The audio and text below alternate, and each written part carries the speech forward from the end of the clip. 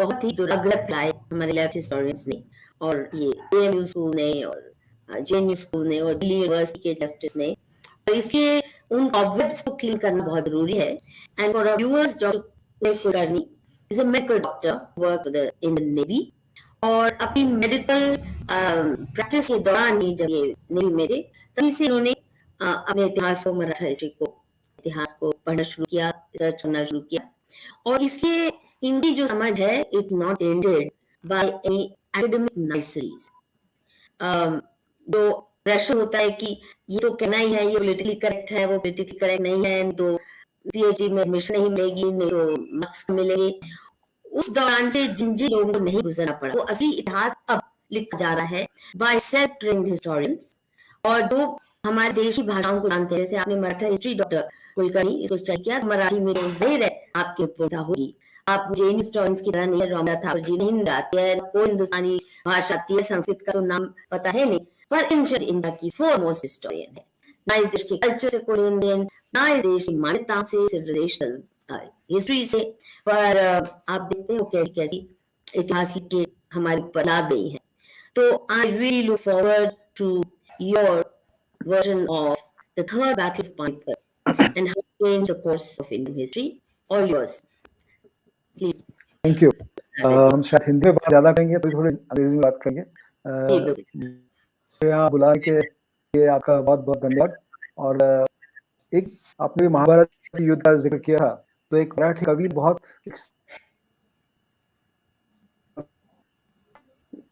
आपका वाईफाई है, नहीं आपका रुक रहा है सर, यू फिक्स वाईफाई, बार रुक रहा है और आवाज कट जा रही है।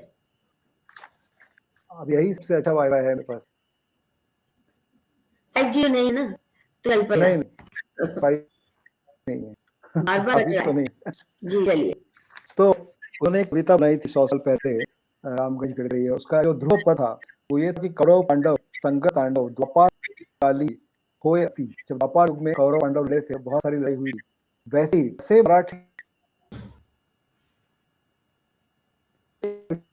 आपकी आवाज बिल्कुल कट रही है, ये तो आज बहुत अन्याय हो रहा है। केवल मुझे नहीं सुन रही, किसको भी नहीं सुन रही?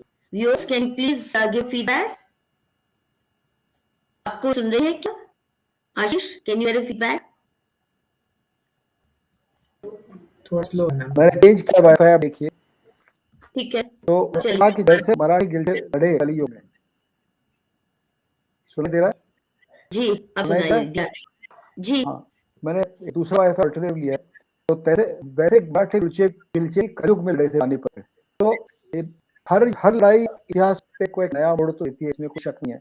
और पूर्वापार जो हमारे यहाँ पे लड़ाई होती थी, वो हर लड़ाई के बाद राजे बदलते थे और राजों के साथ पॉलिसीज बदलती थी, कौन बदल रहा था। ये आपको नहीं दिया है ना?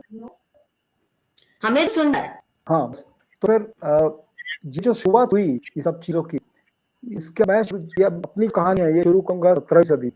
और 17वीं सदी के महाराष्ट्र के इतिहास में झांक कर देखेंगे तो हमें पता चला कि उसके पहले करीब 400-500 साल तक जिसे हम यवनों का राज्य यहाँ पे था ऐसे कहते हैं।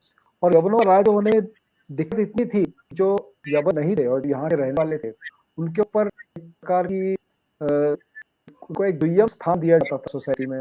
उनको प्रमोशंस के अंदर ऊपर जाने की काफी डिफिकल्टी होती थी। उनकी अगर भाषा जानते नहीं थे दरबार की, ज्यादा के फांसी होती थी, तो फिर उनको फांसी सीखनी पड़ी थी। तो जो यवन जो आए भारत में, उन्होंने अपनी भाषा भी लाई, अपनी जो संस्कृति लाई, और उस संस्कृति के मुताबिक अपना धर्म भी लाया। और उसके जो पालन नहीं करते थे उनको उनके राज में एक दुय्यम दर्जा दिया गया, आप देखते हैं। और इसलिए जब छत्रपति शिवाजी महाराज ने अपना जो अध्याय शुरू किया स्वराज का, उसने स्वराज उन्होंने नाम इसलिए दिया कि ये उस वक्त एक फीलिंग थी लोगों में कि हम एक परराज्य में रह रहे हैं। और ये स्वराज्य उस परराज्य के विरोधाभास से ये शब्द निकला हुआ है। और अगर अपने इतिहास में देखोगे तो ये शब्द सिर्फ 2 बार आया। पहली बार जब शिवाजी महाराज ने मुगलों के और बीजापुर के राज के खिलाफ लड़ाई की, और दूसरी बार जब लोकमान्य तिलक अंग्रेजों के खिलाफ लड़ाई की। तो ये स्वराज्य का शब्द ऐसे आता है कि जब हम किसी गुलामी के खिलाफ लड़ाई करते हैं। तो शिवाजी महाराज ने शुरुआत यहाँ की, और 1680 तक उन्होंने छत्रपति पद लिया।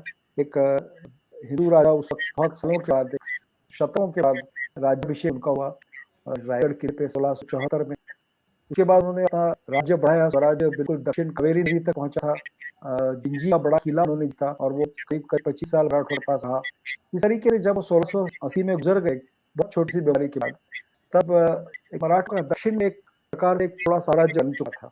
और उन्होंने एक उस वक्त पॉलिसी की थी, दक्कन जो है वो दक्षिणों के लिए, इसीलिए जैसे गोलकोंडा कुतुब शाह थे, उनको अपने साथ मिला गया था और मुगलों को टक्कर देने के उनका इस्तेमाल किया करते थे। उसके बाद उनके ज्येष्ठ पुत्र थे शिवाजी महाराज, वो छत्रपति बने। 9 साल तक उन्होंने भी कई लड़ाइयां खेली और उनके वक्त औरंगजेब जो दिल्ली में था, एक बहुत बड़ी भारी सेना लेकर महाराष्ट्र में उतर आया। बीजापुर गोलकोंडा के 2 राज्य खत्म करने के बाद उसने मराठों की तरफ अपना मोर्चा लाया और 1689 में संभाजी महाराज को उनको किसी तरह से गिरफ्तार किया गया और बहुत बड़ी क्रूरता से उनकी हत्या की गई औरंगजेब ने। ये सब जो सिलसिला हुआ, उनको ऐसे रहा कि मराठों का राज खत्म गया, और उसके खत्म होने के बजाय उसमें जैसे चिंगारी से एक बहुत आग बढ़ जाते हैं, जैसे अगले 25 साल तक उसको औरंगजेब दिल्ली छोड़ के 1681 में दक्षिण आया। उसके बाद 26 साल उसको यही लड़ाई करनी पड़ी और आखिर इसी मिट्टी में उसको गाड़ दिया गया, क्योंकि मराठों के साथ उसको वो जीत नहीं पाया। और 1707 एक भारतीय इतिहास में एक नया मोड़ है। उस वक्त उस साल औरंगजेब की मृत्यु हुई और उसके बाद मराठा ने उत्तर की तरफ जाना शुरू किया, क्योंकि उनके साथ मोमेंटम बिल्डअप हो गया था लड़ाई करने का, और उस मोमेंटम के साथ वो नर्मदा पार के मालवा गुजरात प्रदेशों में अपनी सेना ले जाने लगे। उसी वक्त छत्रपति शाहू भी मुगलों की कैसे टूट कर आ गए, उन्होंने सतारा में अपना राज्य प्रस्थापित किया और कुछ दिनों के बाद उनके साथी थे बालाजी विश्वनाथ, उनको पेशवा बनाया 1613। बालाजी विश्वनाथ 1719 में 30,000 मराठा सेना लेकर दिल्ली पहुंचे थे और वहां पे फर्रुखसिंह बादशाह था, उसको उन्होंने गद्दी से हटाकर दूसरा बादशाह उनके जगह पे गया। तो औरंगजेब के मृत्यु सिर्फ 12 साल बाद हम देखते हैं कि सर मराठे दिल्ली पहुंचते हैं, वहां पर बादशाह बरी कर दें। तो अच्छा, एक छोटा सा सवाल at this point, just clarification, आपने शब्द इस्तेमाल किया यवनों का राज, नॉट इस्लामी। आप इसका जरा बताएंगे? इस्लामी राज यहाँ पर आया दक्षिण में 14वीं शतक में, जब बहमनी सुल्तान यहाँ पर आए। और यवन जो टर्म है ये टर्किश डिनोट करता है कि आयोनियन से, आयोनियन की जगह है टर्की में और आयोनियन से यवन ये शब्द आया है। अब मराठे ना सिर्फ मुगलों को यवन कहते थे, बीजापुर के राजा को भी यवन कहते थे और अंग्रेजों को भी यवन कहते थे। जो भी फॉरेनर यहाँ पे आके अपने ऊपर राज करेगा उन सबको यवन इस एक डेफिनेशन से एडजस्ट किया करते थे। तो ये जो औरंगजेब वक्त ये जो जमाना था, ये अंग्रेजों का भी यवन कहा करते थे बाद में। इस वक्त मुसलमानों का राज, इस्लामिक राज यहाँ पर आया हुआ था, उसके खिलाफ लड़े थे कि ऑपरेशन था, सोशल इकोनॉमिक रिलीजियस तीनों तरफ से ऑपरेशन था, तो उनके खिलाफ उनकी लड़ाई चली। इस पर कोई सी क्लैरिफिकेशन और मैं ढूंढूंगी सोचेंगे। नाउ यवन का मतलब तो आउटसाइडर्स, फॉरेनर्स, एम आई राइट? ये हिंदी भाषा में तुम्हें यही बताया गया, यवन का मतलब आउटसाइडर्स। और आउटसाइडर्स में तो अलेक्जेंडर ब्याय और मतलब कई लोग आए तरह तरह से दुनिया भर से। पर आपको नहीं लगता कि जो चाहे मुगलों से पहले के जो आए सल्तनत वाले या जो भी जो इस्लाम से प्रेरित होकर आए, वो केवल आउटसाइडर्स नहीं थे, वो अपने रिलीजियस फर्वर एग्जीक्यूट करने आए थे। वो भी का बिल्कुल अभी अब्दाली यहाँ पर आया, उसका हमने उन्होंने अपने सैनिक को बताया था 3 चीजों के लिए यहाँ जा रहे हैं, जर, जम और जमीन। जर मतलब यहाँ सोने ले जाने के लिए, जन मतलब यहाँ से औरतों के लिए, जमीन मतलब जमीन जीतने के लिए। उसके साथ साथ जो उन्होंने धार्मिक युद्ध किया, उसे जिहाद कहा जा रहा था, वो जिहाद भी उन्होंने उस वक्त यहाँ लड़ा। मगर सिर्फ अगर आप कहोगे कि वो धर्म के लिए यहाँ पर आए तो ऐसी बात नहीं थी, क्योंकि ये बाकी चीजों जो थी हिंदुस्तान में, इसकी तरफ भी उनको आकर्षण था। यहाँ का जो वेल्थ है, जो सोना है, जो यहाँ की जमीन है, जो जहाँ से उनको अच्छी तरह से फसल मिलती थी, तो एक रिचनेस है आज में इस देश में। और अंग्रेजों भी उसको पूरी तरह से एक्सप्लॉइट किया। तो एक मोटिव नहीं है, उसके साथ और भी मोटिव जुड़े हुए हैं। इसीलिए लूट और प्लंडर तो इस्लाम के मैंडेट में आता है कि आप लूटेंगे काफिरों को, आप उनका छीनेंगे जो भी उनके पास वेल्थ है। सो द पॉइंट इज कि वो कोई एक्सट्रेनियस कंसिडरेशन नहीं है, वो इंट्रिंसिक है इस्लाम का हिस्सा, लूट केवल धर्म नहीं। अब जो कहानी हम आज बताने जा रहे हैं, इसमें आपको बताऊंगा कि जब अब्दाली ने दिल्ली पर हमला किया, तब दिल्ली को उसने जब पूरी तरह से लूटा, ये नादिर शाह जब दिल्ली को लूटा, तब उसने यही देखा कि वो किसको लूट रहा है। बादशाह को भी लूटा, वजीर को भी लूटा, उनको रंगा करके रूप में खड़ा कर दिया। उनकी जो माताएं थी एक जमाने में थी कि रानी हुआ करती थी, किसी बहू थी, किसी की सास थी, उनको पकड़ के उनको अगर आपकी जो विल्थ है जहाँ आपने छुपाई हुई अगर नहीं खाएंगे तो आपके नाखून हम लोग निकाल देंगे। तो ये जो अट्रैक्शन पैसे की थी, और पैसे उस वक्त रूलिंग क्लास में था, रूलिंग क्लास तो बादशाह था, वजीर था, उनके नोबल थे, उनके पास था। तो ये भी एक अट्रैक्शन था। जी धार्मिक युद्ध उन्होंने अलग से लड़ा है। 1757 में अब्दाली यहाँ आए थे। तो ये सब लूट लेने के बाद उनको धार्मिक युद्ध करने के लिए नजीब-उद-दौला ने प्रवृत्त किया, मथुरा वृंदावन गए, वहाँ पे धार्मिक युद्ध किया। वो नजीब खान ने उन्हें कहा था कि आप जिहाद करने के लिए जाइए, कि ये बहुत पावरफुल हो गए और हम पर दिल्ली में आकर राज कर रहे हैं। मगर एक थोड़ा-सा मल्टीपल मोटिव से आज जो पानीपत की लोग बात कर रहे हैं, उसमें अब्दाली के मल्टीपल मोटिव्स थे। तो आपका कहना भी कई एग्जाम्पल्स में सही है, मगर आज जो मैं बात कर रहा हूँ वो इसमें थोड़ा-सा और भी मोटिवेशंस आते हैं। तो जब 1707 के बाद एक नया पड़ाव आया इतिहास में, और इसके बाद 1719 जब मराठा वहां पर गए, तो उनको 3 सनदें या 3 फरमान बादशाह से मिले कि बादशाह चाहे कितना कमजोर हुआ करता था, 1857 तक उस बादशाह को एक प्रकार से लोग एक मान्यता देते थे, अंग्रेज भी देते थे, और उसे एक कोई फरमान मांग लेते थे जिसकी अथॉरिटी पर वो अपना राज चलते थे। ये एक ट्रेडिशन हो गया था, और वो फरमान उन्होंने मराठों को दिया कि दक्षिण के जो 6 सूबे हैं, उन 6 सूबों पर आप अपना राज चलाइए, अपना चौथाई ले लीजिए, हिस्सा रेशमी ले लीजिए, आपका स्वराज्य लीजिए। और इन 3 फरमानों के बलबूते पर मराठों ने दक्षिण में अपना राज्य स्थापित किया। अब उसके बाद बाजीराव का जो 20 साल का पीरियड था, इसमें अगर आप देखो तो मराठों का जो उठाव आया तो उत्तर की तरफ जाने का, क्योंकि बाजीराव दक्षिण के रास्ते बंद हो गए, तो उसके दरबार में बाकी सरदार थे जो दक्षिण जाना चाहते थे, तो उत्तर के दरवाजे उसके लिए खुल गए थे। तो इसीलिए उस मालवा, गुजरात, बुंदेलखंड, ये 3 जगह पर जाने के लिए पहले उन्होंने प्राथमिकता दी। और उसके पहले जो दक्षिण में निजाम उल मुल्क आया था, एक ऐसा भी हमारा निजाम उल मुल्क दक्षिण में आया, तब शाहू महाराज ने कहा था बाजीराव को उसकी मदद करो, और जो उसको वाइसरॉय था मुबारिक खान उसको हटा दो। अगर जब निजाम यहाँ पर आकर बैठा तो वो शौक और बाजीराव को हटाने की कोशिश में लग गया। तो इससे पहला जो लड़ाई उनका हुआ पालखेड़ में, उसमें बाजीराव ने उनको हरा दिया निजाम को। तब तक निजाम कोई लड़ाई नहीं हारा था। और उसके बाद मालवा में जाकर उनकी बंदूक शिवाजी अप्पर भाई थे छोटे, उन्होंने वहां मुगल सरदार को लड़ाई में मार दिया, सूबेदार को, और बाजीराव को बुंदेलखंड पहुंच गए। और 1730-32 तक अगर आप देखें तो एक खत भी है मराठी कि हमारी राज्य की सीमा जमुना पहुंच गई है। तो जमुना और चंबल जहाँ संगम होता है, उसके पूरे दक्षिण का तीर जो प्रदेश है, उसको मराठों ने अपना राज्य बना लिया था। अभी इसके बाद ये जो बाजीराव ने क्रिएट किया उसे 1740 तक, इसको ग्रेटर महाराष्ट्र या बुलंद महाराष्ट्र कह सकते हैं। और 1937 के बाद भी अगर आप देखें ग्वालियर तक काफी मराठी इन्फ्लुएंस हुआ करता था। और 1740 के पहले एक और चीज बाजीराव के हाथ हुई कि मालवा का जो फरमान था वो लेने के लिए उन्होंने दिल्ली में हमला किया। और 1737 जब बाजीराव दिल्ली पहुंचे, तो दिल्ली के दरवाजे पर 180 साल बाद पहली बार दुश्मन की सेना आकर खड़ी हुई। और बाजीराव का इंटेंशन ये था कि वो मुगल बादशाह मोहम्मद शाह को दिखा दे कि मराठे दिल्ली तक पहुंच सकते हैं, और अगर आप नहीं मानेंगे मेरी बातें तो मैं आप पर और भी लड़ाई कर सकता हूँ।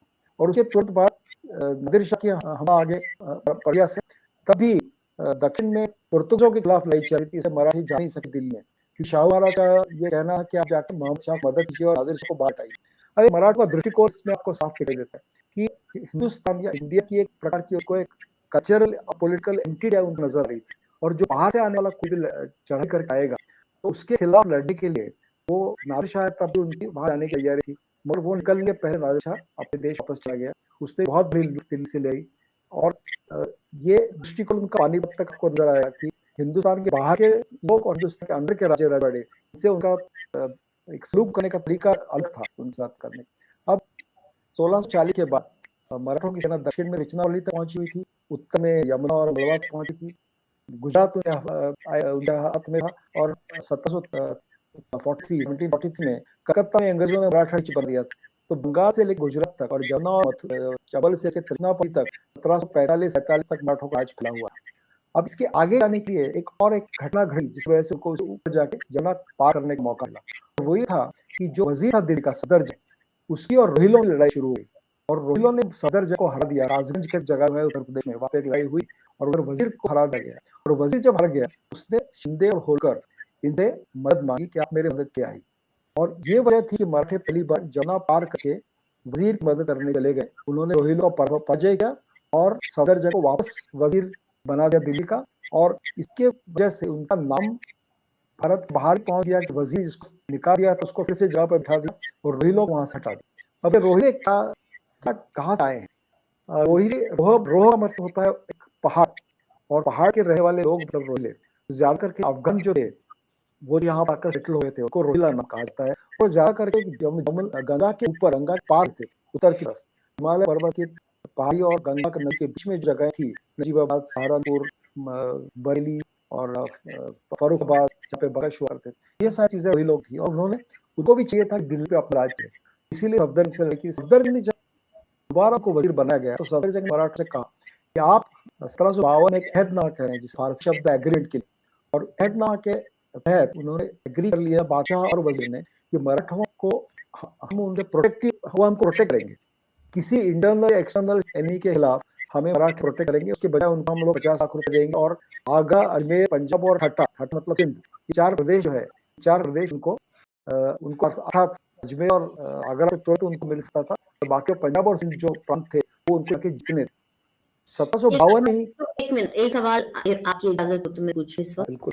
आपने कहा कि मराठा जो योद्धा थे, रूलर्स थे, उनका दृष्टिकोण बहुत स्पष्ट था कि बाहर जो लोग हैं उनके खिलाफ लड़ाई लड़नी है, अंदरूनी नहीं। पर सफदरजंग तो अंदरूनी की कैटेगरी में नहीं आ सकते। सफदरजंग वजीर था, दिल्ली का वजीर था। और अब आप आगे जब मैं कहानी सुनाऊंगा तो आपको सदाशिव भाव का एक खत है जिसमें उन्होंने कहा है कि हमें तो चुगताई की राज चल रहा है। चुगताई मतलब दिल्ली के जो मुगल बादशाह थे उनका चुगताई कहा करते उनका राज चला। इसे कारण ही था कि मराठों का एक स्टेट पॉलिसी था कि नाम के वास्ते राजा तो मुगल रहेगा मगर जो सद्दी है वो मराठों की रहेगी।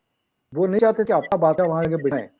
और ये शाहू महाराज ने खत में लिखा भी था, नादिर शाह चले गए, कि मैं नहीं चाहता कि मैं जाके दिल्ली में बादशाह बनूं। उन्होंने कहा, उनका ये कहना था कि उनके खत में ऐसे लिखा है, एक तो उन्होंने औरंगजेब को एक कसम दी थी कि 18 साल वो उनके जेल थे, उनके प्रिजन में थे, और उन्होंने उनके कसम दी कि मुगल साम्राज्य जब कोई प्रॉब्लम आ जाएगा तो मैं उनकी मदद करूंगा। शाहू महाराज 1749 दिसंबर में गुजर गए। तब तक मराठों की पॉलिसी थी कि जब जब निजामुल मुल्क हो या मुगल बादशाह हो डिफिकल्टी आते थे तो शाहू महाराज बाजीराव को या दूसरा को पेशवा नाना साहब के बाद आया, उनको कहते हैं कि मुगलों की जाके मदद करो। और उसके तुरंत बाद 1752 में मुगल बादशाह ने उनको ना ही पैसे दिए पर 4 सुए दे दिए, आप हमारी रकम कीजिए और हम बिल्कुल आपके पेट बन जाएंगे। तो जो अब मराठे डिक्टेट करते थे उसके मुताबिक फरमान बादशाह करता था। और यही तरीका बाद में भी जब अंग्रेजों ने दिल्ली को कैप्चर किया 19वीं सदी में तो उन्होंने बादशाह को नाम के वास्ते वहां पे रखा था, उसकी जो भी उनको चाहिए उससे मंगवा लेते थे, उनके फरमान उनसे लिखा लेते थे। ये तरीका एक काम करने का बढ़ गया था तब तक। और मुगलों चूंकि वो हिंदुस्तान में 200-250 साल रह चुके हैं और उन्होंने मराठों से पहले शत्रु थे, उसके बाद मराठों ने उनपे अपना अथॉरिटी जमा दी, उसके बाद मुगलों ने मराठों से मदद मांगनी शुरू कर दी और एक ट्रीटी बना के उनकी मदद ले ली। और ये ट्रीटी ऑब्लिगेशन की वजह से आगे पानीपत की लड़ाई हुई है। आप देखिए अभी ये ट्रीटी ऑब्लिगेशन एक बात है, मगर मराठों का इंटरेस्ट भी था कि अगर वो मुगल बादशाह को कंट्रोल करते हैं तो उत्तर की सारी जो जगह है उसको भी कंट्रोल कर सकते हैं, क्योंकि मुगल बादशाह करने का सोचा। Why just control or pretense of controlling? Why not replacement? ये एस्पिरेशन, अगर आप स्वराज की बात करते हैं, स्वराज के साथ तो मुगल को सर पे बिठाना किसी भी रूप में फिट नहीं बैठा। वो उसको सर पे नहीं बिठाता, उसके सर पे मराठे बैठ गए थे। फिर आप देखें 1719 से लेके फर्शिया सिया को मराठों निकाल दिया तक से, 1754 में अहमद शाह बादशाह तक से निकाल दिया। आलमगीर दूसरा था, उसको 1758 उसका खून हो गया। 1760 में मराठे पहुंचे तब शाह आलम सानी था, शाहजहां सानी था, उसको हटा दिया। शाह आलमगीर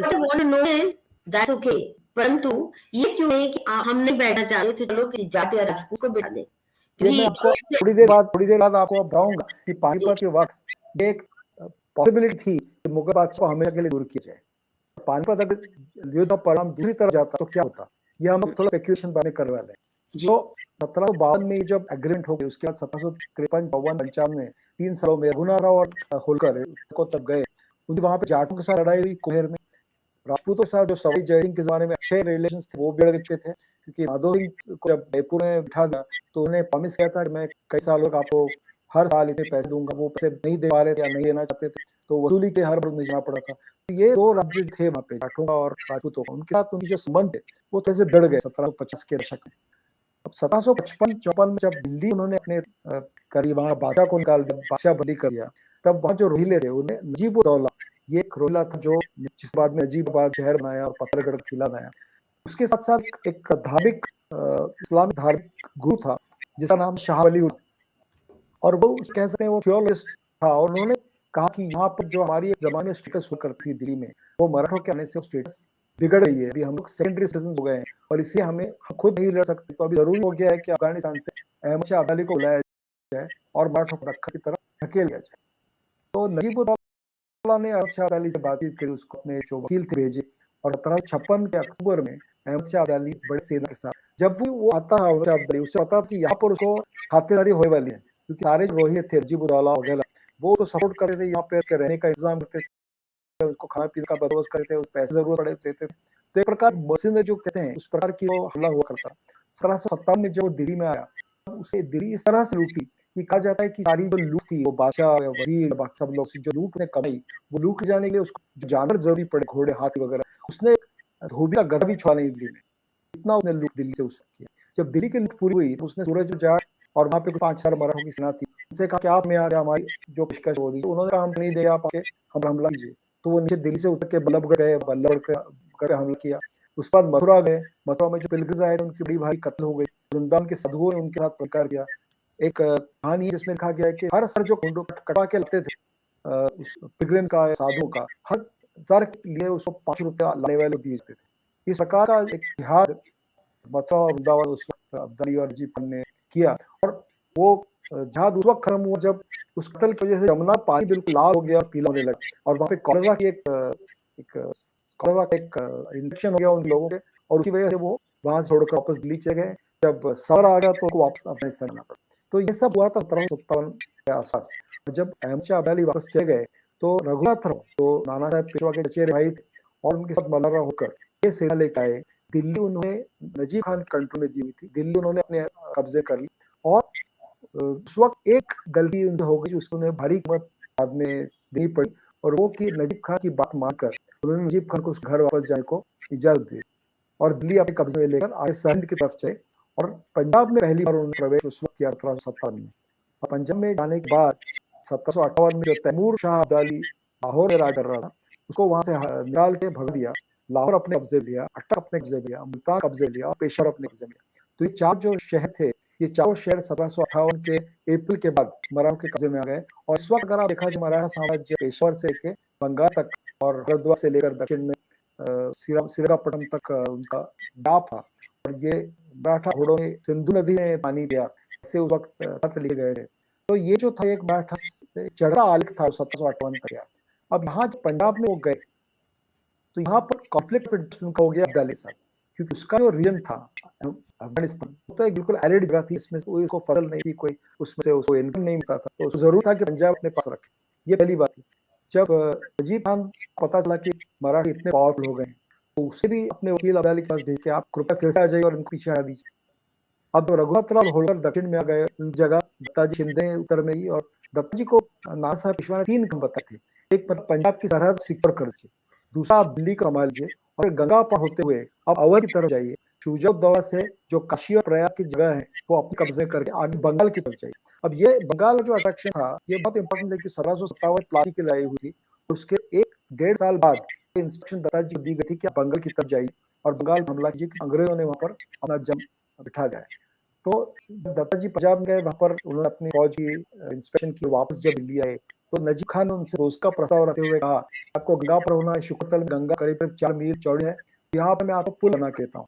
उन पर विश्वास रख दत्ताजी 3 महीने तक रुके रहे, पुल बन गया, मगर वो पुल का इस्तेमाल करते हुए नजीब खान गंगा पार करके शुक्रतल पर आए, और वहां पे दत्ताजी का रास्ता रोक के रखे। शुक्रतल में दत्ताजी और नजीब खान की लड़ाई हुई, उसी वक्त अब्दाली को बुलावा गया था, और वो खैबर और बोलन पास से 60,000 सेना लेकर वो इस वक्त ने अपने सैनिकों को कहा कि जमीन, ये 3 चीजों के लिए हिंदुस्तान जाना है। ये 2 पासेस में से वो यहाँ पर निकल आया। जो छोटे छोटे थाने थे पेशावर, मुल्तान, अटक, लाहौर में मराठों के, उन सब को हटाकर वो लाहौर के पार आया था। दत्ताजी को पता चला कि यहाँ पहुंच गया है, गंगा का किनारा छोड़कर जमुना के पार अनेश्वर के पास दत्ताजी पहुंचे और लड़ने तैयार थे अब्दाली से।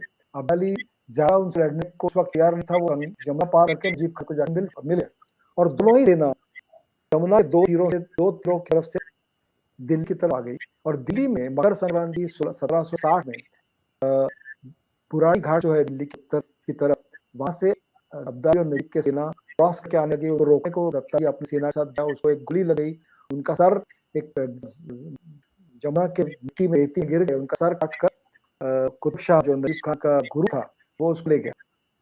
इसके शिंदे की जो हार हो गई, उसके मल्हार होलकर ने 2 महीने तक करीब दिल्ली के आसपास काफी दिनों तक एक गुरिल्ला वॉरफेयर से लड़ाई करने की कोशिश, मगर उनकी भी मार्च की शुरुआत में 1760 की उनकी भी हार हो गई। अब इस वक्त दक्षिण में नाना साहब पेशवा और के भाई सदाशिवराव भाऊ, इन्होंने निजाम पर बहुत बड़ा विजय प्राप्त किया। इतना बड़ा कि करीब करीब निजाम खत्म होने वाला दक्षिण खाली करने का वक्त आ गया। और इसी वक्त उनको खबर आई कि उत्तर से ये शिंदे होकर के हार हो गई है और वो एक बड़ी सेना, एक उमदा तोफखाना साथ में लेकर उत्तर में जाना जरूरी है कि मैदानी इलाके में लड़ाई करनी है, यहाँ पे पहाड़ नहीं है, तोफखाना आपके पास रहना जरूरी है। उस वक्त निजाम की तरफ से इब्राहिम खान गादी नाम का एक फ्रेंच ट्रेंड सरदार था, वो पूरी इस तोफखाना लेकर उनके साथ आया। सदाशिव हाउ और इब्राहिम खान गादी तोफखाना लेकर उत्तर की तरफ चले, सिंधे होल्डर उनको मिले, मगर सूरजमल जाट की कुछ उनका बना हो गया, कुछ एग्रीमेंट हुई नहीं और उसकी वजह से सूरजमल जाट उनके साथ आगे नहीं आए। जुलाई दिल्ली मराठों ने जीत ली। उस वक्त बरसात बहुत थी, मुना में पानी बहुत था। उस तरफ शाहदरा में और अब्दाली की सेना थी और इस तरफ मराठों ने दिल्ली कब्जा कर लिया। शुजाउद्दौला उस वक्त अब्दाली को टक्कर ले गया। अब ये बहुत अहम चीज है कि शुजाउद्दौला शिया था, अब्दाली सुन्नी था और शुजाउद्दौला के पिता सफदरजंग को एक जमाने में मराठों ने मदद की। मगर जब नजीब खान ने जाकर शुजाउद्दौला से मुलाकात की तो उसने कहा इस वक्त तक आप इस्लाम रक्षण के लिए नहीं आओगे और मुझ पर विश्वास नहीं रखो कि अब्दाली आपको कोई खराब कभी नहीं करेगा, तो मेरा खंजर लीजिए और ये मेरा गर्दन है और गर्दन काट दीजिए। ये जो अपील उसकी हुई उसको उन्होंने मानकर अब्दाली की तरफ चले गए। मगर अब्दाली के कैंप में बैठे बैठे शुजाउद्दौला की कोशिश यही रही कि किसी तरह मराठों का और अफगानों का ट्रीटी हो जाए, नेगोशिएशन हो जाए, इससे कोई रास्ता निकले, लड़ाई ना हो। दिल्ली में 4 महीने बरसातों के दिन होने के बाद यहाँ पर कोई खाने के लिए कुछ बचा हुआ था दिल्ली में, ना उनको पैसों का साधन था, इतनी सारी फौज थी, इतने सारे जानवर थे, उनको खाना पिलाना जरूरी था। तो जब तक जमुना में पानी है तब तक अब्दाली इस तरफ नहीं आ पाएगा, क्योंकि वो उत्तर तरफ निकल गए जहाँ करना के पास कुंजपुरा उनकी जगह है। कुंजपुरा में 6000 पठान थे, उनके पास बहुत सा पैसा, बहुत सारा धन था, तो कुंजपुरा का किला उन्होंने जीत लिया। वहाँ पे 5,000-6,000 पठानों की हत्या की गई, कत्ल की गई और वो सारा पैसा और सारा धन लेके वो और ऊपर तरफ निकल पे। उनके इरादे दो थे, एक तो या तो सिखों को जाके मिले, उनकी मदद ली, और दूसरा कुरुक्षेत्र था, बहुत को कुरुक्षेत्र आना चाहिए था। तो उन्होंने सोचा आगे जाकर जमुना पार करके दुआ में जाएंगे और वहां पे अब्दाली से हमें लड़ाई होगी। इस बीच अब्दाली को जब पता चला कि कुंजपुरा में उसे 5,000 सैनिकों की कत्ल हुई है तो वो दिल्ली से आके बागपत के पास पहुंचा और बागपत के आगे एक छोटा सा गांव है गौरीपुर नाम का। गौरीपुर में उसने गुर्जर लोगों की मदद से एक जगह पे जमुना पार होने की जगह ढूंढी और वो जमुना पार के सोनपत आके बैठ गया। इसी वजह से क्या हो गया कि अब्दाली घर जाने का रास्ता मराठा ने रोका हुआ था और मराठा दिल्ली वापस आने का रास्ता अब्दाली ने रोका हुआ। दोनों सेनाओं को एक दूसरे को पार होते हुए आना जरूरी था, उसके बगैर वो अपने घर जाने थे। मराठों को पता चला अब्दाली पार हो गया है बागपत के पास, वो उल्टा वापस आके पानीपत में आ गए और उन्होंने अपना सामने एक बड़ा खंडक बना दिया, उस पर सारी उन बड़े पावरफुल तोप थे, तोप लगा दिए और उन्होंने सोचा कि अब्दाली हमें हमला करते ही ये तोपों से उनको उड़ा देंगे। मगर अब्दाली हमला किया नहीं, 3 कोस पे आके रुक गया और उस वक्त उसने सोचा कि जब तक और छोटी छोटी लड़ाइयां करने लगा, मतलब मराठा उनको इन्वाइट करते थे, करार करके उन्हें खड़ा कर दिया कि आके लड़ाई करो, चुनौती दिया आप आके हमसे लड़ाई करें। मगर छोटी छोटी लड़ाई के अलावा बहुत बड़ी लड़ाई उस वक्त हो नहीं पाई। आखिर की रोहिलों की घर आसपास थे, अब्दाली के सेना को खाना पीना रसद जो कहते हैं वो पूरी तरह से पहुंच रही थी। मराठा को जो दिल्ली से रसद आ रही थी वो रास्ते में रुक जाती और बाकी इस तरफ पूरे जंगल है दाएं तरफ, पीछे भी कोई मदद करने वाला नहीं था, उनके पास जो पैसे थे वो खत्म हुए और ऐसे करते करते 2 महीने वहां पर निकल गए। दिसंबर आखिर तक उनको पता चला कि अगर हम यहाँ से निकलना है तो लड़ाई करने पे कोई दूसरा तरीका नहीं है। 14 जनवरी 1761 को लड़ाई हुई। 18वीं सदी में जिसे ब्लडिएस्ट बैटल कहा जा सकता है, दुनिया में इतनी ब्लडिएस्ट बैटल नहीं हुई जितनी उस दिन 14 जनवरी को पानीपत में हुई और करीब 12 बजे तक ऐसे लग रहा था कि अब मराठी जीत जाएंगे, क्योंकि एक उसमें काशीराज बकन में उसका डिस्क्रिप्शन है कि जो वजीर था अब्दाली का, वो जमीन पर बैठा हुआ है और भागते हुए जो पठान जा रहे हैं उनको कह रहा है भाई मेरे कहाँ जाओ, काबू तो बहुत दूर है, अब भाग के कहाँ जाओ। इसी स्थिति में मराठों ने उसके पहुंचा दिया कि अभी वो आखिरी उनकी जो अब्दाली की फौज थी उसके पार जाके तो अब्दाली जो पीछे उनकी टेंट थी वहां पहुंच जाएंगे, ऐसी स्थिति हो गई। उस वक्त उसके सैनिक भाग के आए अब्दाली को, उनको उन्होंने टेंट से निकाल के आगे भेज दिया। उसके जो रिजर्व 10,000 सैनिक थे उनको आगे भेज दिया और जो सुबह 4 बजे से लड़ाई कर रहे थे मराठी, वो 12-1 बजे तक हम लोग लड़ाई जितने पा रहे हैं ऐसे करते हुए 20,000 नए सैनिकों के ऊपर चढ़ गए। विश्वासराव जो पेशवा का बेटा था उसको एक गोली लगी और वहीं पे हाथी के ऊपर में गया। सदाशिवराव हाथ से उतर के घोड़े पे और खुद लग गए और अकस्मात देखा जाए तो जो मराठा सेना थी वो एकदम वो भाग गई वहां से सेना छोड़ के। छोटा सा जो हिस्सा था भाऊ के सदाशिवराव के आसपास उसको छोड़ के बाकी सेना पूरी पानीपत की तरफ भाग गई और उस लड़ाई में फिर दादाशाह भाऊ तो मार गए और पेशवा झांसी तक पहुंचे हुए थे, उनको 15 दिन के बाद एक मिला कि 2 मोहर सोने के मोहर गले हैं, 27 2 हीरे मोती गल गए हैं, 27 मोहर गले हैं और बाकी जो कॉपर और आयरन के कॉइन्स है उनका तो कोई पता नहीं कितने जगह। ये उस पहले पता चली कि ये बड़ा नुकसान हो चुका है और ये जो उसके बाद 10 दिन के बाद जब दिल्ली पहुंचा तब उसके सारे जो साथी थे, जैसे शुजाउद्दौला अपने घर चला गया वापस उसके खुद के जो सैनिक थे उसने उन्होंने कहा कि चलो अभी हम सूरजमल पे हमला करेंगे, राजपूतों पे हमला करके उनसे कुछ पैसे लेंगे। तो उन्होंने कहा अभी हम कहीं नहीं जाने वाले, हम 2 साल हमारे घर से दूर आए हैं, हमें इस लड़ाई में तो कुछ पैसे मिले नहीं, कि मराठों ने वो भी पैसा था पहले कम कर दिया था और वो लड़ने को तैयार नहीं है। उस वक्त नाना साहब पेशवा बहुत बीमार थे और झांसी के पास पहुंचे हुए थे, जहां से उन्होंने अब्दाली को पता चला कि नाना साहब एक नई फौज लेकर दिल्ली में आएंगे तो अभी खैर नहीं, और इसलिए उन्होंने एक वकील भेज दिया, एक रोब ऑफ ऑनर भेज दिए, हाथी भेज दिया कि किसी तरह से मैंने तो लड़ाई शुरू नहीं किया, आपके भाई ने मुझ पर हमला किया और इसलिए मुझे अपने सेल्फ डिफेंस के लिए लड़ना पड़ा वगैरह वगैरह से खत उन्होंने नाना साहब को लिखा। नाना साहब दिल्ली पहुंच सकते हैं मगर उनके पास उस वक्त 10,000 सेना थी और उनकी खुद की तबीयत बहुत खराब हुई थी, शायद इसी प्रकार का एक ट्यूबरक्लोसिस उनको हुआ था उस वक्त, क्योंकि उसके 6 महीने बाद ही वो गुजर गए। अब पानीपत की वजह से क्या हुआ, पानीपत से हमारे इतिहास पे क्या परिणाम हुआ, ये एक मैं मिनट सवाल पहले पूछूं। हाँ आप सवाल पूछ लीजिए फिर उसे जाएंगे। जी जी, एक तो ये कि इज इट नॉट ट्रू कि मल्हारराव होलकर का ये सुझाव था कि सीधे बैटल में जाने की बजाय गुरिल्ला वॉरफेयर की जाए के साथ, वो उसको नहीं संभाल पाएंगे, वही जो फेस टू फेस कॉन्फ्रंटेशन है इसमें ज्यादा खतरे हैं और वो नहीं मान गया। दूसरा, सदाशिव राव का अपॉइंटमेंट भी अपने आप में थोड़ा कंट्रोवर्सी से घिरा हुआ है, क्योंकि किसी और को भेजना था और शायद मल्हारराव को भी भेजना था और कुछ difference of opinion on the size of the सेना that was to be sent, वो नहीं मानी पेशवा जी ने और इसलिए सदाशिव राव को कमांडर बना दिया। दरअसल इसमें पानीपत की इतनी छोटी छोटी चीजें हैं कि एक घंटे में कवर नहीं की जाती, मैं आपको सवाल का जवाब बताऊं।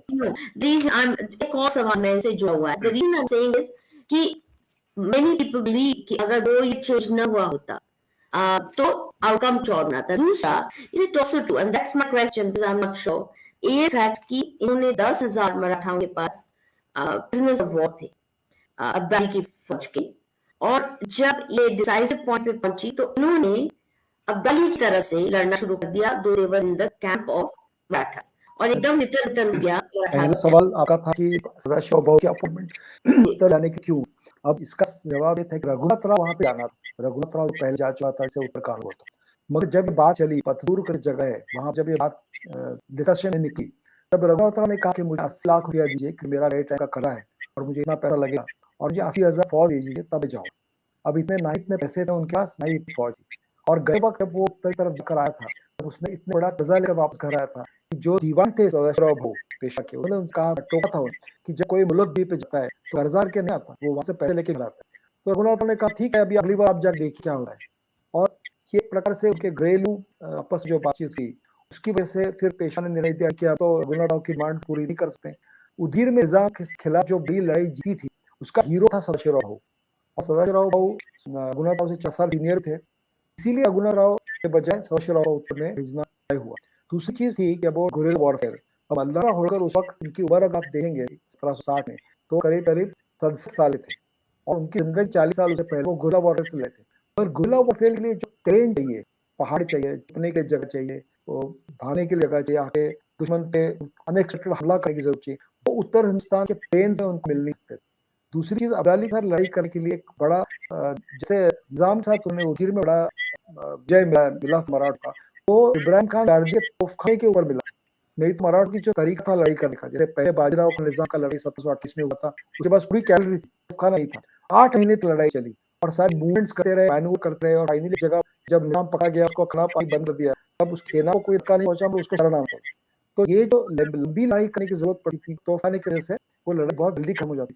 कुंजपुरा जब मराठों ने हमला किया तो उसकी जो तट थे उसके जो किले वो तोफखाने की वजह से 2 दिन में तोड़ के मराठों ने अंदर जाके वो पूरी जगह लूट ली। तो ये तोफखाना जो एविडेंस था वो सदाशिव भाऊ ने देखा। उसके पहले 10 साल भी जब फ्रेंच सेनानी बुसी उसने 1751-52 में जब भड़की पर हमला किया था मराठों के ऊपर, तब पेशवा को वहां से लड़ाई को जगह से भागने की वक्त आ गया था कि फ्रेंच तोफखाने के खिलाफ लड़ने के लिए उनके पास कोई हथियार नहीं था और नहीं कोई एक्सपर्ट थी उसके साथ लड़ने की। तो उन्होंने कुछ देर तक कोई दूसरे गाड़ी मुजफ्फर खान गाड़ी को उन्होंने अपने नेता था उसको तनख्वाह दी, अपने सेना में लिया क्योंकि वो भी उसी का शिष्य था। तो इस प्रकार तोफखाने जरूरत के पहले 8-10 साल से इन्फेंट्री जिसकी जरूरत है वो इन्फेंट्री हमको इब्राहिम खान गांधी के इन्फेंट्री मिली। और बाद में अगर आप 20 साल आगे जाओगे पानीपत तो आप देखोगे महाजी शिंदे ने जो पूरी उत्तर हिंदुस्तान में अपनी सत्ता निभाई 1803 तक, वो पूरी इन्फेंट्री के बलबूते पर था।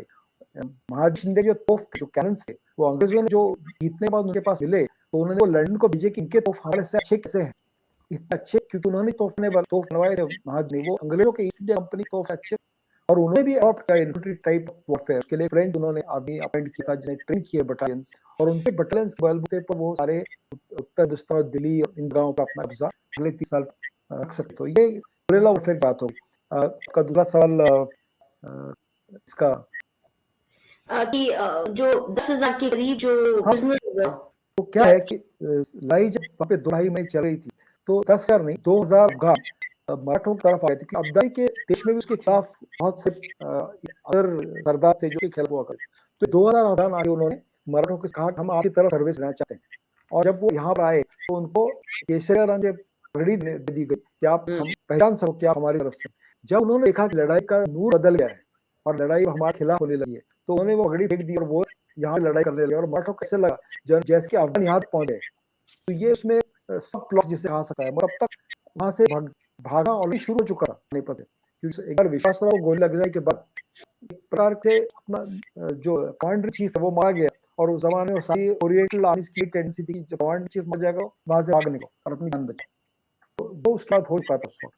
ये उसका संक्षिप्त में मैं एक्सप्लेनेशन दे सकता हूँ। अब इसके बाद क्या हुआ, इसके बाद हम गाएंगे। तो अगर आप देखोगे कि 3 बहुत अहम दिन है, 14 जनवरी, 15 जनवरी, 16 जनवरी, 1761। 3 दिनों में लगातार क्या हुआ। 14 जनवरी में जो अफगान और मराठे जो सत्ता के सबसे पावरफुल जो आर्मी थे, ये दोनों ने एक दूसरे न्यूट्रलाइज कर दिया। अब्दाली ने लड़ी तो जीती, जिससे अंग्रेजी में पिरिक विक्ट्री कहते हैं। पिरिक विक्ट्री में और एक ऐसी विक्ट्री अगर मिल जाए तो दिस एंड ऐसे कहा जाता है। तो वो इतना बदला हो गया उस लड़ाई के बाद कि वापस दिल्ली तक कभी आया नहीं। सिखों से पंजाब में उसकी काफी लड़ाई हुई, मगर ये उसका 5वां हमला था हिंदुस्तान पर। उसके बाद और 4 हमले उसने किए, मगर 1767 के बाद उसको फिर पंजाब में आने नहीं मिला, क्योंकि उसके बाद सिख इतने पावरफुल हो गए थे कि उसको पंजाब पे दोबारा प्रवेश नहीं कर पाए। 15 जनवरी को जो शाह आलम था, जो कोशिश कर रहा था कि बंगाल की तरफ में जाऊं और बंगाल अंग्रेजों से जीतूं, उसका सोन नदी जो बिहार में है, उस सोन नदी पर शाह आलम का पराजय हो अंग्रेजों के हाथ 15 जनवरी दूसरे दिन। तीसरे दिन 16 जनवरी को अंग्रेजों का सबसे बड़ा दुश्मन जो हिंदुस्तान में था वो था फ्रेंच, और उनको पांडिचेरी अपने हाथ में 16 जनवरी को मिल गए। तो 14 जनवरी को उत्तर के जो सबसे बड़े दावेदार थे अफगान मराठी, इनको न्यूट्रलाइज किया गया। शाह आलम बादशाह को 15 जनवरी को हरा दिया गया और फ्रेंचों को 16 जनवरी को हरा दिया गया। इन 3 दिनों में जो अंग्रेजों की बाजी थी इतनी पावरफुल हो गई, और उसके खिलाफ जो लड़ने वाले थे जैसे मराठे या अफगान, इतने उबले हो गए आपस में लड़के, उनकी जो उनको एक वैक्यूम क्रिएट हो गया जहाँ पे वो जल्दी से जाके अपनी जगह ऑक्यूपाई कराए। और इसलिए मराठा सत्ता चबल से नीचे उतर गई, तभी उत्तर पूरा जो दाब है गैजेटिक लेन था, वहां पर शुजाउद्दौला को उन्होंने जब अक्सर हराया 1764 में, तो मराठा वहां पे थी नहीं, क्योंकि कोई प्रेजेंस नहीं था वहां पर। 1765 में जब दीवानी बंगाल की और बिहार की ओर दी गई, तभी मराठा वहां पर नहीं थे। एक मल्हारराव होलकर थोड़ा बहुत सेना लेकर वहां पे घुरा था, और 1765 जब शुजाउद्दौला ने मल्हारराव होलकर को मदद के लिए बुलाया कोरजहांबाद बाद, तो कोरजहांबाद में मल्हारराव होलकर की भी बराबर हो गई, उसकी आखिरी लड़ाई थी करीब। तो इस तरह से उनको 1765 पे आप देखते हैं कि दिल्ली और कलकत्ता के बीच में इलाहाबाद और बनारस, ये दोनों जगह अंग्रेजों के कब्जे में आ गई थी। और इसकी वजह से अंग्रेजों की शक्ति मराठा वापस आ गए। उन्होंने फिर दक्षिण जाना पड़ा, उनको निजाम से लड़ाई करनी पड़ी, हैदर अली से लड़ाई करनी पड़ी। ये सब जब निपटा 1768 1769 में उन्होंने अपनी सेना उत्तर को भेजी।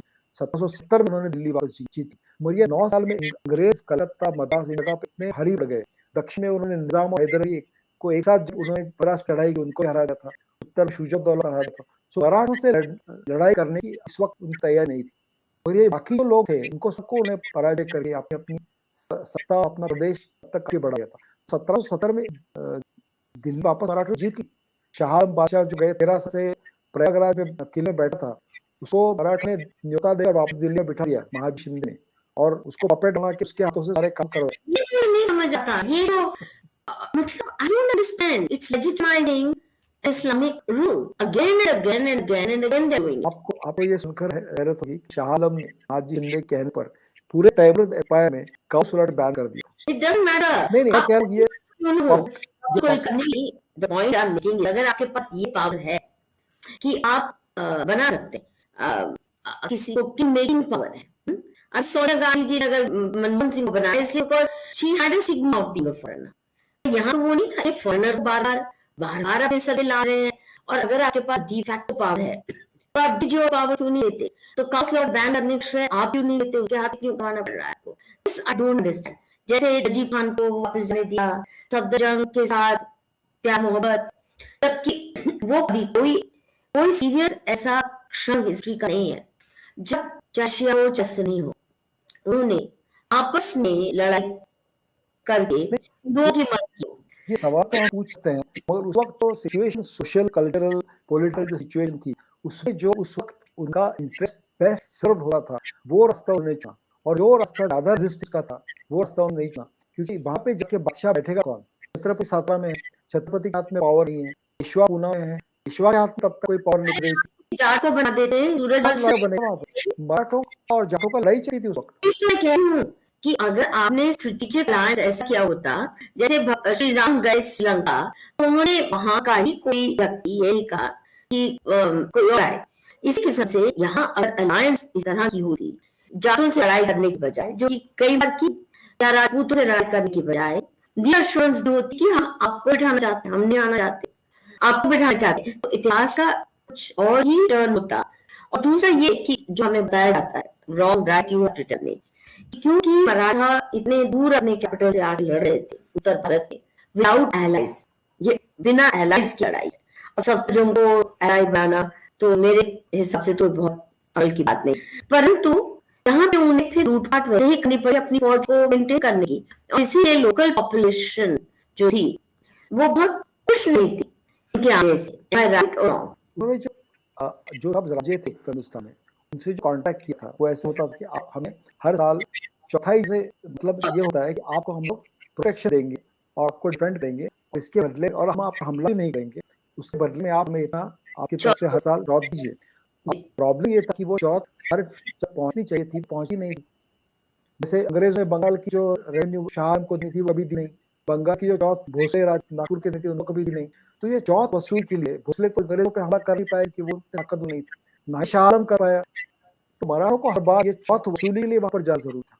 मराठों का और बाकी बादशाह के जो राज करने का तरीका था इसमें यही फर्क था, जब वो किसी राजा को जीतते थे उसको कत्ल कर देते थे, ये मेन डिफरेंस है। और उसका आपको अपने कल्चरल जो हिस्ट्री है इंडिया की उसकी तरफ देखना पड़ेगा, क्योंकि भारतीय युद्ध जो कहते हैं वो भारतीय युद्ध का जो एक संस्कार होता है वो संस्कार अभी तक कभी भी इनके ऊपर था।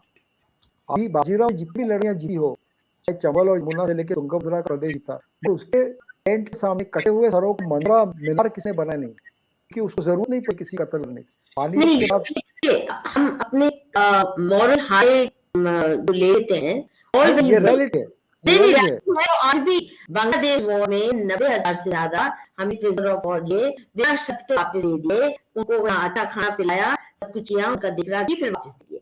और उधर दूसरी ओर वही फौज ने हिंदुओं का कत्लेआम किया, nearly 3 million Hindus were slaughtered in Bangladesh। उनको हम कुछ नहीं कर दे, उनको खिलाते पिलाते फिर वापस हवाले में दे देते। The point is they continue to be as stupid as we were। इसीलिए कहा होता है कि don't learn the lessons of history you want repeat them, और इसीलिए हम वो रिपीट करते रहते हैं। और मगर ये जो मैं आपको कहानी बता रहा हूँ ये वस्तुस्थिति है, ऐसे हुई है, वस्तुनिष्ठ है, जैसे जो हमारे पास अवेलेबल डॉक्यूमेंट्स है उसके मुताबिक ये स्टोरी सामने आती है।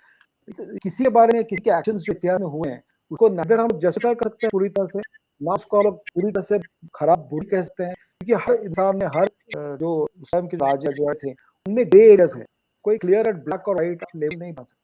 तो हर एरिया को उस वक्त उसको जो इंटरेस्ट अपना आसान से मिलने के जो रास्ता था वो उन्होंने अपनाया। अब जो लॉन्ग टर्म लोग सोचते हैं वो लॉन्ग टर्म सोच आज भी हम लोग किसी भी देश के राजा को आप देखो या प्राइम मिनिस्टर को आप देखो हमको नजर नहीं आती है। 5 साल बाद होराइजन के बाद कोई प्रेसिडेंट ऑफ यूएस से हो आगे दिख नहीं पाता, वो अपनी टेन्योर में क्या करना है वो उस पर ज्यादा इंटरेस्टेड है। ये तो एक ह्यूमन वीकनेस है कह सकता हूँ, और ये ह्यूमन ग्रे एरिया है, ये हर एक चीज ब्लैक एंड व्हाइट नहीं हो सकती, और you have to just narrate history as happened. उसके जो लेसन्स ले हैं वो लेसन्स अलग चीज है, वो आपको अलग से सीखने पड़ेंगे। You want to finish the story? I just want to say that after this the main thing हो सकती थी was that अंग्रेजों राज आया वो इसकी वजह से है। अगर पानीपत की लड़ाई जीत जाते तो हमने देखा सदाशिवराव भोसले ने पहले भी इसके बारे में काफी इंडिकेशन दिए थे, जब वो दिल्ली उन्हें लूट ली तो सदाशिवराव भोसले एक ऐसे इंसान थे पूरे मराठा राज्य में जो बहुत ही एक रियल किस्म के इंसान थे, बहुत उनको ताकत तो थी उनमें, मगर उन्होंने जो बादशाह वहां पर था शाहजहां शाह उसको निकाल दिया, किसी और को अपॉइंट नहीं किया। 3 महीने तक जब वो दिल्ली में थे कोई भी बादशाह वहां पर नहीं था। उन्होंने विश्वासराव को कुर्सी पे बिठाकर सबको कहा कि इनको जाके अपना भेंट दे दीजिए, ये इंडिकेशन था कि अगर वो पानीपत की लड़ाई जीत के वापस दिल्ली पे पहुंच जाता तो वो शायद विश्वासराव को वहां पर गद्दी पे उठा देता। ये इंडिकेशन है कि उसने विश्वासराव को उठाया, पहले बादशाह को निकाला। दूसरी चीज है कि जब अगर वो मराठी उस वक्त जीत जाते दिल्ली पे उनका कब्जा रहता तो बंगाल से जो अंग्रेज बनारस तक पहुंच गए वो नहीं पहुंच पाते, क्योंकि मराठों का उस वक्त इतना पावर रहती है, उनका हमेशा स्ट्रेस था कि बंगाल की तरफ जाना है। हो सकता है जैसे फ्रेंच हिंदुस्तान में छोटा सा पावर उनके रह गए या पोर्चुगीज छोटी पावर उनके रहे, उस तरह कोने में अंग्रेज भी छोटी पावर उनके रह सकते हैं। और जो ऑर्गेनिक ग्रोथ हमारी कल्चर की सिविलाइजेशन की मराठा के साथ हो रही है। और मराठा राज्य अगर देखा जाए तो 500 साल फॉरेन रूल के बाद पहला इंडिजिनियस एम्पायर था, और वो अपने गए 800 साल के इतिहास में लास्ट इंडियन एम्पायर भी था, क्योंकि उसके तुरंत बाद अंग्रेजों ने अपना राज कर लिया। तो ये एक ही मौका था जिसकी वजह जो अगर आगे चल पाता, काफी उसका स्ट्रेस पानीपत की लड़ाई के आउटकम पे हुआ करता, क्योंकि सदाशिव बाहू के जाने से और एक बहुत बड़ी जो लीडरशिप थी मराठा की वहां पे जो कत्ल हो गई, उसकी वजह से एक वैक्यूम उनके लीडरशिप में क्रिएट हो गया। और ये वैक्यूम भर के आने को कम से कम 10 साल और निकल गए। और यहाँ पे जो एक पॉलिटिक आई इंडियन हिस्ट्री में, वो बाद में को आज तक लोग उसको अनुभव कर रहे हैं। हमारी पूरी भाषा बदल गई, हमारी संस्कृति बदल गई, अंग्रेजों के संस्कार हम पर आ गए। दूसरी चीज मैं बताना चाहता हूँ, अगर मराठों का पानीपत के बाद माधव पेशवा के वक्त हाजी शिंदे उत्तर की तरफ नहीं जाते, अगर वो चंबल के दक्षिण पर रह जाते तो उत्तर पे दोबारा मुगलों की और अफगानों का राज आ जाता। और अगर वो राज रहता और अंग्रेज अगर दिल्ली अफगानों के हाथ से ले लेते तो आज जब पार्टीशन 47 में हुआ तो आप सोच सकते हैं कि हिंदुस्तान का उत्तर जो बॉर्डर है वो कहाँ तक थी। तो आज अगर सतलज नदी पे बॉर्डर देखते हैं, 200 किलोमीटर सतलज नदी का बॉर्डर है, उसका काफी इन्फ्लुएंस पानीपत लड़ाई और उसके बाद मराठा 1803 तक दिल्ली पर कब्जा करके बैठे थे। उसी वजह से आज दिल्ली, हरियाणा और कुछ उत्तर प्रदेश के पश्चिमी भाग राजपुताना पे भी जो मराठा राज उस टाइम तक रहा। और उसके आगे जो राजे राजड़े जैसे ग्वालियर हो या धौलपुर में हो, जो राजे राजड़े बाद में रह गए और अंग्रेजों के हाथों रहे, और उस वजह से ये भाग में हिंदुस्तान का हिस्सा बन चुका था। और यही कनेक्शन ऊपर जा रहा है, अगर आप ये ऊपर ये इलाके को नहीं मिलते तो कश्मीर से कनेक्शन नहीं जाता। तो ये जो हिंदुस्तान बॉर्डर आज आप देख रहे हैं, ये काफी अर्से तक इस पानीपत के बाद जो 10 साल में मराठे ऊपर पहुंचे, और उसके बाद महाजी शिंदे 1803 तक दिल्ली में अपना हक जमा के रखने, सत्ता जमा के रखी, इसके ऊपर निर्भर करते हैं। ऐसे एक और स्पेकुलेशन लोग हमारे हिस्ट्री के बारे में कर सकते हैं। बस शायद हमारा वक्त अभी काफी शायद एक्सीड हो गया है, तो पानीपत के बारे में कैसी बहुत सारी चीजें, और 3 दिन भी हम लोग बोल सकते हैं पानीपत के छोटी छोटी चीजों के बारे में, मगर आज के लिए इतना काफी है मेरे ख्याल से।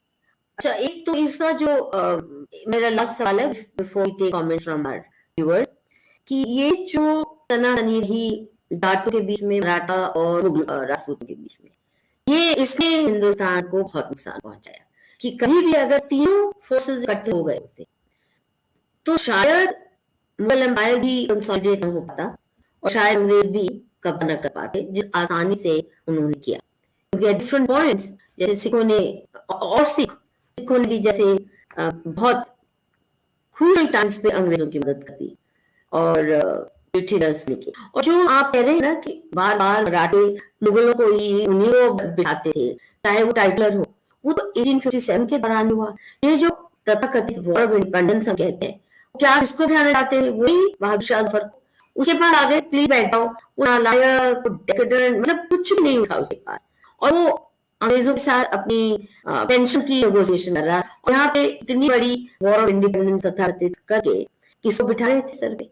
So we don't seem to want as though full power, वो जो आप कह रहे हैं ना कि शत्रुबोध, कि बाहर के लोगों को नहीं साथ देना, अंदर के, अच्छा one thing is बाहर के नहीं साथ देना, दूसरा चाहे अच्छे हैं बुरे हैं टेढ़े हैं पर मेरे हैं वाला कंसेप्ट जो है ना, कुरकुरे के बारे में एक्ट जो आती है कि जैसे भी है, जाट है, राजपूत है या सिख, जैसे भी है, इनकी जो भी कमियां हैं तो हमारे, तो इसे हमें साथ रहना, ये ना आना जो कि शायद आज भी नहीं है, आज भी नहीं आ पाया। डोंट यू थिंक दिस, ये क्या हमारे डीएनए में शत्रुबोध की कमी और अपनों के अंदर इतनी कलह? ये जो लाइंस है हमारे बीच में डिवीजन, जिसे कहा सब कुछ लोगों ने इसको ग्राफ पेपर के साथ कंपेयर किया है कि वो वर्टिकल और हॉरिजॉन्टल लाइन में बटा हुआ है, और ये बंटवारा है ये परपेचुएट हो रहा है आज के हिंदुस्तान। ये परपेचुएट कैसे ना हो, इसके बारे में जिनके हाथ में सत्ता है उन्हें सोचना चाहिए। पर पार्टी पॉलिटिक्स जो होती है ना, वो पॉलिटिक्स में तो संभव ही नहीं है, वहां तो यू आर हॉस्टेज। तो मुझे लगता है कि जिसको हम आज के डेमोक्रेसी कहते हैं, अ वेरी बास्टर्डाइज्ड वर्जन ऑफ लोकतंत्र, इसके तहत तो हो ही नहीं सकता, इसका तो कोई और इलाज ढूंढना पड़ेगा। I don't think it is possible. Intelligent electorate, no, I don't agree. Democracy has worked. Let's only, and we must recognize this, only and only in societies, ये जो Westminster style democracy where majority votes जीतने की जरूरत है, जहां you have a population which has the same language, same culture, same value system, same worldview. Sweden में ये चल सकते हैं क्योंकि छोटी सी सोसाइटी है, उसके मानदंड बराबर समझे जाए। पर जैसे वहां पे भी आप देखिए ये जो माइग्रेंट्स की संख्या जैसे बढ़ रही है, इस्लामिक माइग्रेंट्स की, वो भी पगला हुए, they don't know how to handle it. Actually human nature ऐसा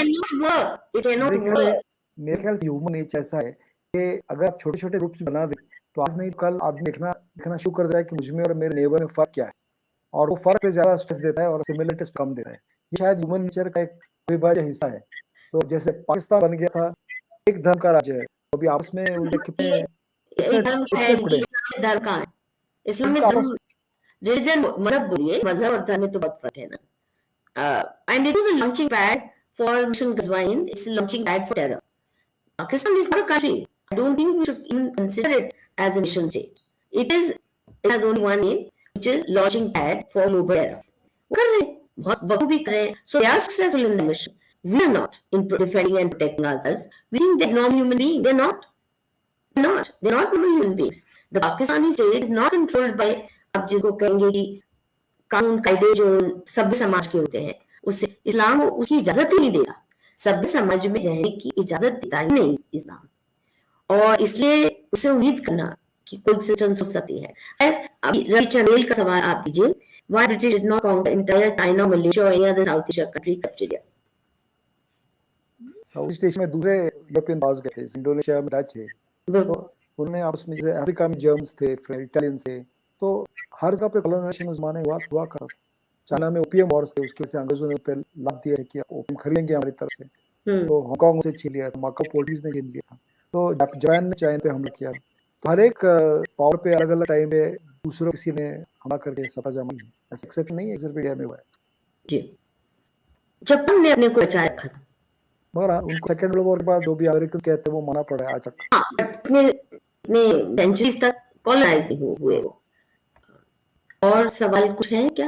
Why did Marathas use Islamic Pindaris to root Tanda and which are common people from UP and Bengal to Andhra Karnataka? I'm sure this का Pindaris का definition अलग है। Pindaris were not of any particular region or any particular mazhab. Pindaris तो ये थे जो after the war is over उनको जाके मॉपिंग ऑपरेशंस जो कहते हैं, स्कैवेजिंग जिसे अंग्रेजी में कहा जाता है, वो काम कर रहे थे, और वो एक्चुअल लड़ाई में अभी पार्ट नहीं लेते थे।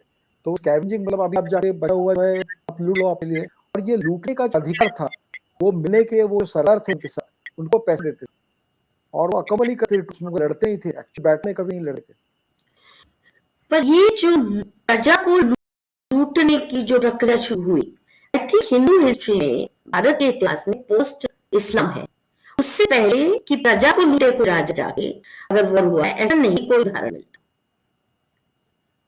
एक्चुअली ये प्रेशर टैक्टिक जो राजा उस प्रजा के ऊपर राज कर रहा है, अगर वो अपनी बात नहीं मानता, उसका प्रदेश है उसको उजाड़ देना, ये एक उसका पर्पस ये था। अभी सिविलियन कैजुअलिटीज को लोग कोलैटरल डैमेज कहते हैं आजकल लड़ाई में, जब इराक के साथ लड़ाई हुई अमेरिका की, सिविलियंस तो काफी उस बारे में रह गए। तो ये जो कोलैटरल लॉसेस हैं, ये तो पर्पस प्रेशर डाल राजा के ऊपर, जो डिमांड्स हमारे पूरी करो नहीं तो आपकी सही जगह उड़ देंगे। ये तरीका था उस लीवर एज में, इसको इधर हम एक्सप्लेन कर सकते हैं।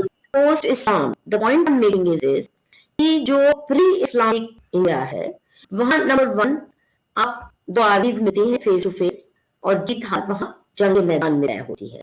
उसके बाद जो जीता हो, जैसे हमारी हिंदू मान्यता कि भागते हुए दुश्मन को आप पीठ नहीं वार करने, ये कोड ऑफ कॉन्डक्ट। दूसरा कि अगर जो जख्मी हो गया दुश्मन भी है, उसके देखभाल वो के सुबह शुरू करना है, एंड करना है, ये नहीं कि रात में आप आ रहे हैं लूट, और लूट करने की प्रजा को एक भी पता नहीं दी।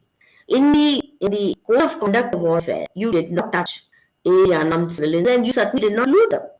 This medieval जिसको कहते हैं, या हमें कहना चाहिए इस्लामिक पीरियड में, ये हमारे राजाओं ने भी सीखा इस्लाम से, अपने कॉफर्स भरने के लिए, और क्योंकि वक्त लड़ाई करनी है तो कॉफर्स भरने के लिए जाके लूटो, expeditions for loot. So even our Rajwadas had to change the way somewhat, it seems to me. Yes, that was a norm at least in the 18th century. That was one way of dealing with your adversary. या उस पे pressure डाल के, या उसके suppose army को grains पहुंचाने, granaries को जला दो, लेकिन खाना नहीं मिलेगा। स्कॉच डेथ पॉलिसी जिसे आज कहा जा रहा है लड़ाई के, स्कॉच डेथ पॉलिसी मतलब दुश्मन को कोई सप्लाईज ना मिले। ये शाहजहां ने किया, ये सब मुगलों ने किया, there's no doubt about it. सब मूव नहीं गया, परंतु मैं कह रही हूँ प्री इस्लामिक इंडिया में नहीं हुआ। हाँ वो तो मैं बता रहा हूँ, जब भारत युद्ध से कहते थे, भारत युद्ध से जो लड़ाई कर सकते थे, जहां तक पॉसिबल था वो लड़ सकते हैं, मगर जहां उसके दुश्मन जिस तरीके से लड़ता है उस तरह से अगर हम नहीं लड़ेंगे तो फिर लड़ाई कैसे जीतेंगे। इसीलिए सब जो तोड़ देना पड़ा भारतीय युद्ध के जो प्रिंसिपल्स थे, जो शिवलरी थी दुश्मन की तरफ, वो शिवलरी उस वक्त इसलिए हमारी तरफ से ग्रेजुअली कम होती डाउन द सेंचुरीज। हालांकि इंडियन आर्मी अभी भी करती है, खैर this big carry Marathas had less gunpowder weapons compared to, it's a statement which is true, right? Actually it's not question gun powder दोनों की तरफ थी। No, I meant the fire power. Fire power के पास हेवी गन ज्यादा थी, और अब्दाली के पास जो वो कैमल माउंटेड गन्स थी जो वेरी मोबाइल, और एक बार वो बिग गन्स पर फायर हो जाएंगी तो उनको मूव करके आगे लाना मुश्किल था। वो एक बार फायर कर दे तो आगे कैवल जाके पर लड़ाई कर लग जाए तो वो गन ऑटोमेटिकली साइलेंट होते थे। अफगान के पास वो कैवल बम जो आर्टिलरी थी उसकी वजह से वो मोबाइल थी, वो एक एडवांटेज था उनके पास। अभी एक हमारी बहुत रेगुलर व्यूअर है पिया बोल रही है कि 6 और 6:30 के बीच में कार्यक्रम कीजिए। पिया, there are so many contrary demands. I would love to do it at a time convenient to you, but a lot of people don't find 6 p.m. convenient, and also some of our viewers abroad feel that we should do it at a time which is, जब हम 7:30 करते थे तो US में बहुत ही मतलब बहुत early रहता है, so there were some requests and that's why we changed the timing. Let's see how 9 p.m. goes.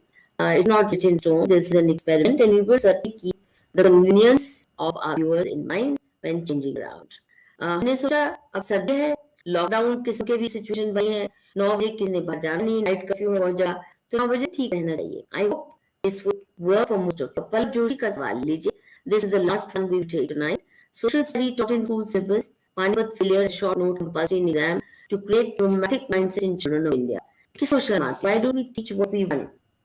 जी, जो पानीपत आज भी हमारी भाषा में पानीपत हो गया ये कहा जाता है, नॉट ओनली इंसल्ट को पानीपत हो गया, मतलब जैसे अंग्रेजी कहते हैं कि मेट वाटरलू, नेपोलियन वहां पे हारा था, उसके उसी तरीके से पानीपत यहाँ पर कहा जाता है। गए 10 साल में मुझे जानकारी अपना में भारत इतिहास संशोधन मंडल है, कई और इतिहासकार है, इन्होंने इसको पूरा रीवैल्यूएट किया है कि पानीपत के परिणाम क्या हो गए, और उन्होंने ये जो एक वृत्ति है लोगों की सोचने की कि पानीपत का मतलब हार है, तो ये नहीं। और कई बड़े बड़े इतिहासकारों ने, वैन बेल करके एक मेजर था अंग्रेज, एक जी रॉलिंसन करके एक आदमी था, उन्होंने बहुत अच्छी तरह कहा है कि Marathas were the only chap who fought for the independence of India, when all other Rajas and Rajwadas just sat there together. And sometimes, अभी विंस्टन चर्चिल ने सेकंड वॉर में कहा है, defeat does not mean disgrace. आप किस तरीके से लड़ते हैं, किस कॉज के लिए लड़ते हैं, कि इंडिया और इंडियंस, ये उनका एक प्रिंसिपल था। इस प्रिंसिपल के लिए, इंडिया की रक्षा के लिए उन्होंने जो खत भी साशिर भाव जो लिखे हैं, वो खत में उन्होंने यही कहा था कि हम क्यों लड़ रहे हैं, हम लोग इंडिया और इंडियंस की लड़ाई जो बाहर से आया उसको पहले हटाओ, आपस के मामले में आपस में मिटा दें। एक बकर ऑफ पानीपत करके किताब है जिसमें नेगोशिएशन जो हुई थी भाऊ और अब्दाली के बीच में, उसमें भाऊ ने अब्दाली को क्या जवाब दिया, एक बहुत अच्छा पैसेज है, मैं तो आप 2 मिनट हो गए तो मैं पढ़ के सुनाता हूँ। सदाशिवराव भाऊ ने अहमद शाह अब्दाली को ये जवाब दिया, दिस इज पातशाही of the Hindus, we will make all arrangements sir, मतलब India, you have left our country and taking counsel of Shujaudullah and Najib Khan and come here with earnest order. Earlier too you came and completely subjugated the Pachahi. This is not the way of justice. When you came last time, had he been here, we would have ensured the Pachahi would not have been disturbed. Who are you to set rules? We will do what we please. It is our determination to check the events at Constantinople, capture region till there. In this scheme of things, what is Durrani Irani? It is best you go back the way you came by our talk and protect your amiable relations. Those who complained to you about us and brought you here, what have you special traits we found in them? Do you think we'll live in fear we do today?